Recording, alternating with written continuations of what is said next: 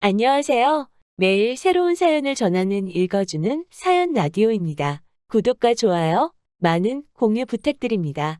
오늘의 사연 시작하겠습니다. 안녕하세요. 배우자에게 숨겨진 자식이 있다는 걸 알게 된 30대 여성입니다. 정말 이런 일은 영화나 드라마에서나 나오는 일이라고 생각했어요. 어쩌다 건너 비슷한 이야기가 들려와도 세상에 정말 그런 일이 있을 수도 있나 싶었고, 한편으론 심심한 사람들이 지어낸 헛소리라고 생각했고요. 그런데 제 남편이란 사람이 그런 짓을 하고 다녔다니. 지금이야 어느 정도 상황이 정리되었지만 여전히 그때를 생각하면 심장이 벌렁거리고 믿겨지지가 않아요. 분하고 억울하고 치가 떨릴 뿐이죠. 원래 저는 대전에서 나고 자라 지금의 직장으로 이직하기 전까지 줄곧 부모님과 함께 살았어요. 다른 도시로 가고 싶다는 욕심이 없던 것은 아니지만 마땅히 기회가 없었거든요. 참고로 대학을 서울로 가고 싶었지만 대전에 있는 대학에 가게 되면 전액장학금을 받을 수 있다 보니 친정 형편이 넉넉치 않았던 저로선 선택의 여지가 없었답니다. 그런데 직장 생활 4년 차에 가깝게 지내던 친구가 잘 다니던 회사를 때려치고 유학을 간다대요. 자기가 정말 좋아하는 게 뭔지 알고 싶다면서 누군가는 그 친구더러 배부른 소리하고 있다 했지만 저는 그런 친구가 무척 부러웠어요. 하지만 저는 유학이니 대학원이니 그런 건 생각할 수 있는 상황이 아니었기에 일단 독립부터 하자 그렇게 된 거죠.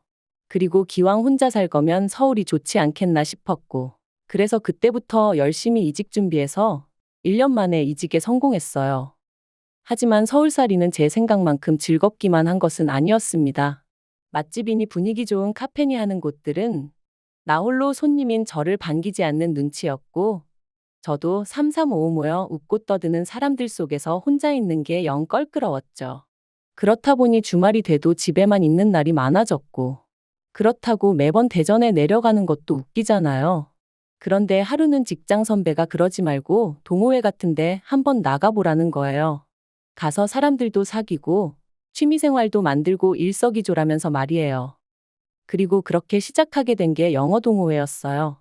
사실 여러 가지 동호회들이 있었는데 제가 술을 잘 못하다 보니까 선택지가 많지는 않았거든요. 그리고 거기서 지금은 전 남편이지만 아무튼 남편을 만나게 되었습니다. 미국에서 살다 왔다는 남편은 처음 동호회에 들어온 사람들이 잘 적응할 수 있게 도와주는 그런 역할을 하고 있었죠. 남편은 영어도 잘했던 데다가 주변 사람들에게 워낙 자상하다 보니 한마디로 남녀 가리지 않고 인기가 좋았어요. 그리고 워낙 이미지가 좋은 사람이다 보니 저도 지금 생각해보면 딱히 뭘 같이 한 것도 없이 남편이 좋은 사람이라고 생각하게 되었던 것 같아요. 그리고 그런 와중에 남편이 먼저 저에게 관심을 보이기 시작하니 속절없이 빠져들게 되더라고요. 심심하고 지루했던 서울 생활이었지만 남편과 보내는 시간만큼은 유일하게 숨통이 트이는 것 같았죠. 비록 남편이 사귀자고 정식으로 고백을 해오진 않았지만 저희는 어느새 연인 사이가 되어 있었습니다. 그리고 그 무렵 남편이 저에게 정말 미안하다면서 제가 동호회 활동을 그만뒀으면 좋겠다고 하더라고요. 제가 자기랑 사귀는 걸 알면 사람들 입방아에 오르내리게 될 게 뻔한데 그게 얼마나 불편하겠냐면서 말이죠. 그리고는 제가 뭐라고 이야기할 틈도 없이 남편이 말하길 어차피 동호회에 가입했던 게 영어 공부가 목적이지 않았냐면서 그건 자기가 얼마든지 따로 도와줄 수 있다는 거예요. 솔직히 뭔가 좀 억울하고 답답한 기분이었지만 어떻게 설득을 해야 할지도 모르겠더라고요. 그래서 결국 동호회 활동을 그만두게 되었죠. 이후로 저희는 2년을 사귀었고 제 생일에 맞춰 남편이 프로포즈를 해왔어요. 사귀는 동안 워낙 저에게 잘하기도 했고 능력도 있는 사람이었으니 그의 프로포즈가 반가울 수밖에 없었죠. 저는 크게 고민하지 않고 남편의 프로포즈를 받아들였습니다. 결혼식 당일 어째서인지 동호회 사람들은 단 한 사람도 저희 결혼식에 오질 않았어요. 저는 진작에 관뒀다 치더라도 남편은 계속해서 동호회 활동을 하고 있었는데 하객으로 온 사람이 한 명도 없다는 게 너무나 의아했는데 남편이 말하길 동호회 사람들에게 요만큼의 부담도 주고 싶지 않아서 결혼 날짜를 안 알려줬다나요? 아무리 그래도 그렇지 그건 좀 오바 아닌가 싶대요. 하지만 결혼식 당일 신부인 제가 솔직히 그런 걸 오래 생각하고 할 여유가 있을 리가 없었죠. 나중에 다시 이야기하자 해놓고는 어영부영 넘어가 버렸어요. 반반 결혼이다 뭐다 말이 많지만 저희는 감사하게도 시부모님이 집을 해주셨어요. 정확히 말하자면 남편이 혼자 살던 아파트였는데 거기가 원래 어머님 명의로 되어 있었거든요. 그런데 그걸 저희가 식을 올리는 대로 어머님께서 남편 명의로 돌려주신다고 하셨죠.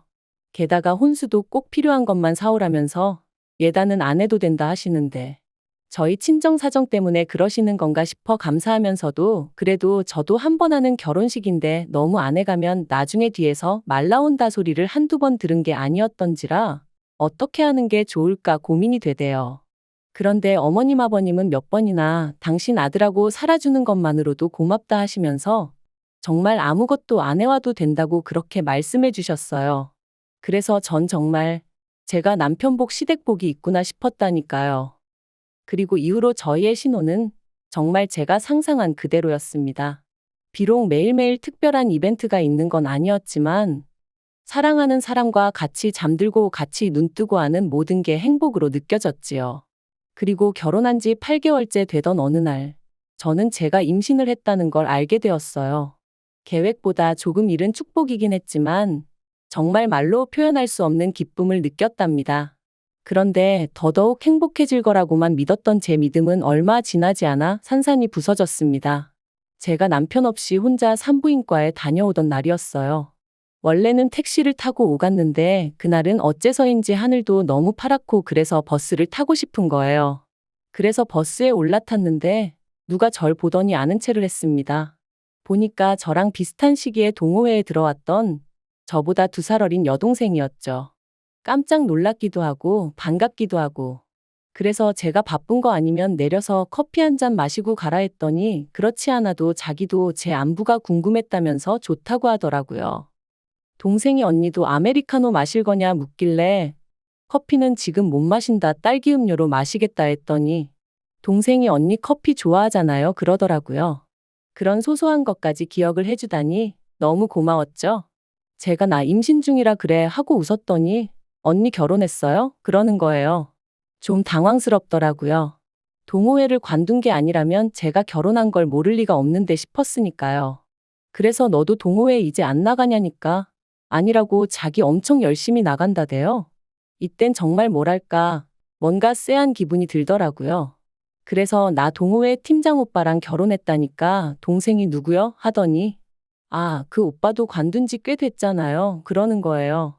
제가 그럴 리가 있냐고 지난주에도 동호회 활동이라며 2번이나 나갔는데 하니까 다른 동호회랑 착각한 거 아니냐면서 아무튼 저랑 자기가 있던 그 동호회는 아니랍니다.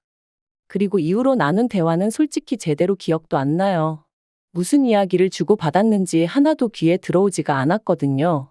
온통 제 마음은 매번 동호회에 간다고 했는데 동호회에 간 게 아니면 어디에 갔던 거지? 그뿐이었죠. 아무튼 동생과 연락처를 주고받은 뒤 집에 돌아왔습니다. 초조하게 남편을 기다리고 있는데 남편에게 전화가 왔어요. 갑자기 동호회 번개가 잡혔다면서 잠깐 얼굴 좀 비추고 오겠다는 거였죠. 제가 어디서 하냐 물으니 집에서 꽤 먼 동네를 대면서 말이에요. 그래서 가지 말고 그냥 오라고 했어요. 할 얘기도 있으니 지금 바로 오라고요. 사실 그때까지도 남편이 동호회 활동으로 어디 간다 뭐 한다 했을 때 한 번도 막은 적이 없었거든요. 어쨌든 그 동호회 덕분에 제가 남편을 만났다 생각했기에 동호회 활동은 뭐가 됐건 간에 다 좋게 봐주려고 했었죠. 그런데 그런 제가 가지 말라 하니까 남편도 꽤나 당황한 것 같더라고요. 그리고 한 2시간쯤 흘렀을까 현관문 열리는 소리와 함께 남편이 모습을 나타냈어요.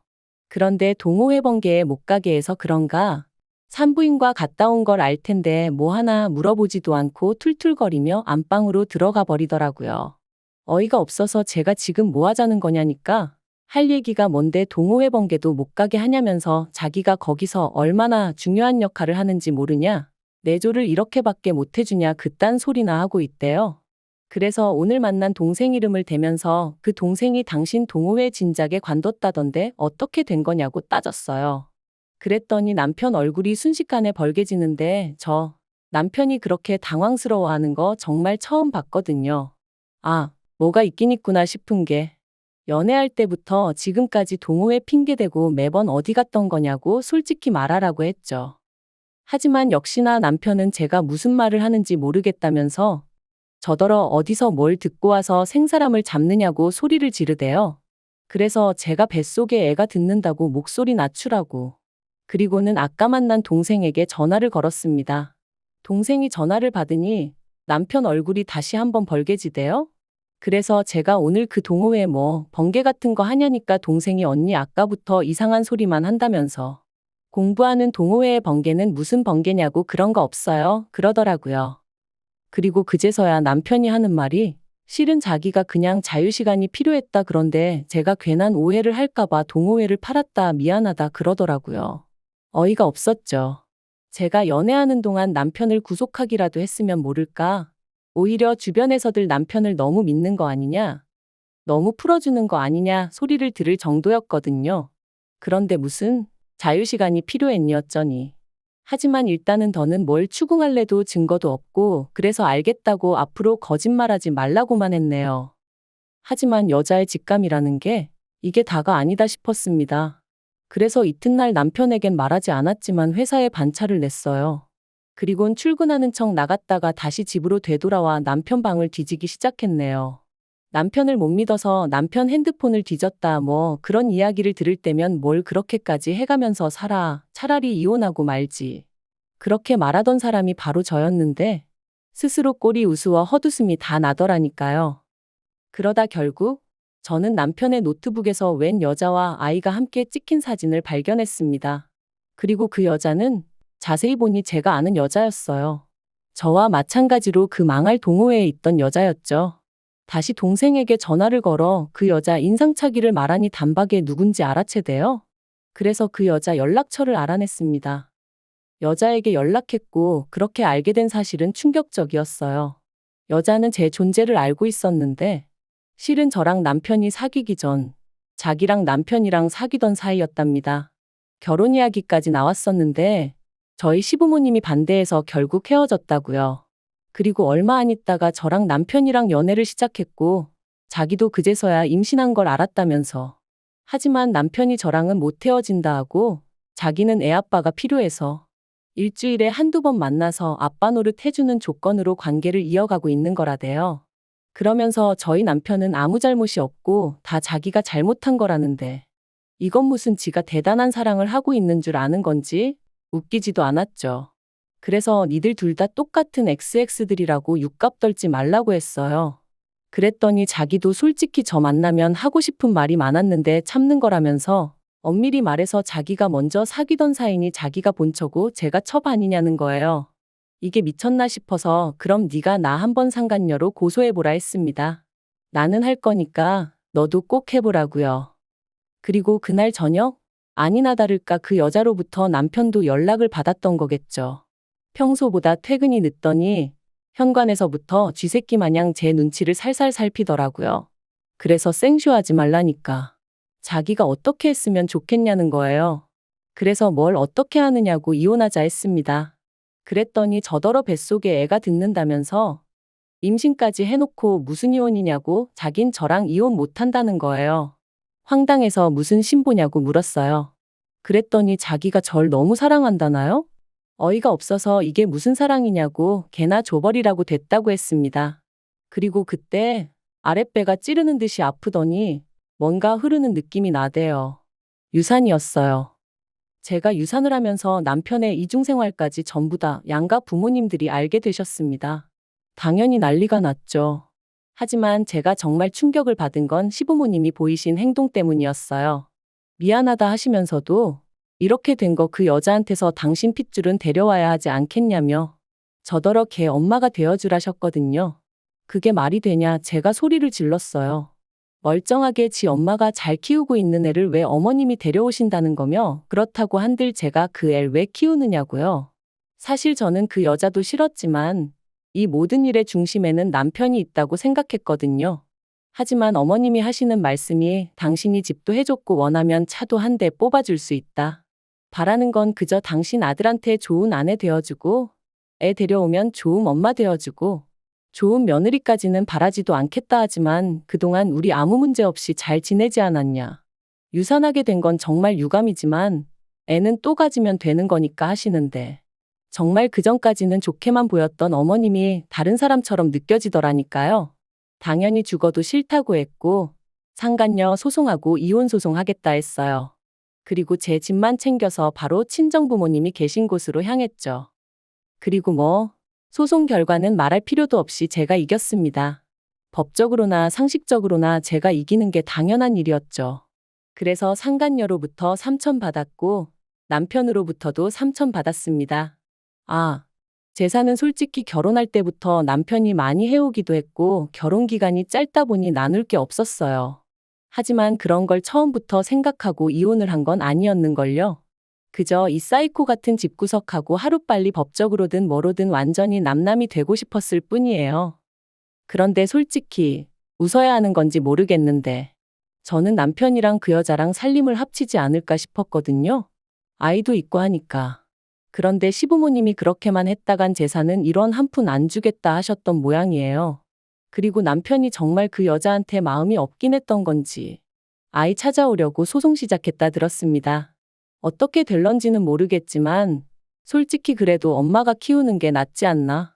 하긴 제가 알게 뭐예요. 지들끼리 지지고 볶든 말든 알아서 하겠죠. 비록 제 손에 6천 좀 넘는 현금이 생기긴 했지만 이혼과 유산이라는 씻을 수 없는 상처를 받았으니 조금도 위로가 되지는 않아요. 하지만 만약 몰랐다면 몇 년이고 계속해서 바보처럼 살았겠죠. 아이도 낳았다면 아이가 있으니 더더욱 이혼은 생각하기 어려웠을 테고요. 그런 생각을 하면 그래 이렇게라도 끝났으니 다행이다 싶기도 하다니까요. 아무튼 이제 다시 누군가를 사랑할 수 있을지, 그래서 제가 한때 꿈꾸던 그런 가정을 꾸릴 수 있을지 모르겠습니다. 그저 지금은 저 하나 추스리기도 버거워서 말이죠. 시간이 약이라는데 믿고 기다려봐야겠죠. 즐겁지 않은 이야기지만 그래도 시간 내서 들어주셔서 너무 감사하고 그것만으로도 저에겐 정말 큰 위로가 됩니다. 감사해요. 긴 이야기 들어주셔서 감사합니다. 오늘의 사연은 여기까지입니다. 구독과 좋아요, 알람 설정해주시면 앞으로 더 좋은 사연으로 찾아오겠습니다. 감사합니다.